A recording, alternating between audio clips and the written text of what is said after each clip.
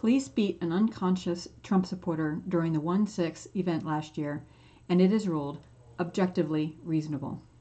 Hello and welcome to Sweet Home California. My name is Jennifer. You've heard the name Ashli Babbitt, no doubt. Her name made headlines last year as she was killed during the 1/6 event at the Capitol last year.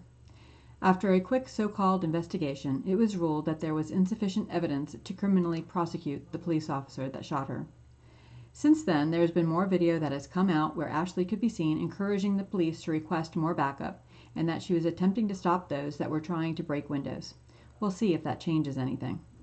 But the headline today is about another Trump supporter that died that day, and I never heard of it until this afternoon. The Epoch Times reports that Roseanne Boyland, a 34-year-old woman from Georgia, was caught in a pile of protesters who fled the tunnel entrance to the Capitol after police deployed crowd control gas. Boyland lost consciousness and laid there on the ground as fellow protesters attempted to render aid. But police officer Lila Morris repeatedly struck the unconscious Boyland with a steel baton and what appears to be a wooden walking stick.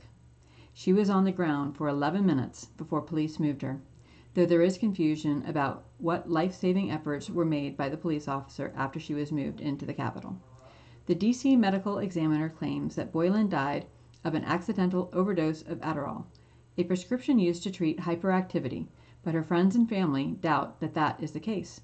Roseanne had been taking the prescription for 10 years. The fact that there was an investigation at all was only due to the work of someone who never even knew Roseanne, a Texan named Gary McBride. After the 1/6 event, McBride began to assemble all the videos he could to find out as much as possible about what really happened on that day. He brought a formal complaint of police brutality on September 14, 2021, and was finally informed in November that Morris had been cleared of any wrongdoing. Roseanne's father requested copies of body cam video, but was denied, as that footage is part of an ongoing investigation and criminal proceedings, so he was told. The Epoch Times requested that footage as well through the Freedom of Information Act, but was cited privacy grounds in their denial for the request.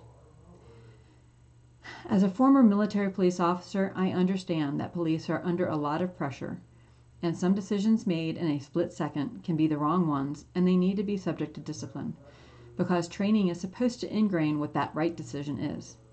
Because of the circumstances, I don't believe officers should be jailed for honest mistakes.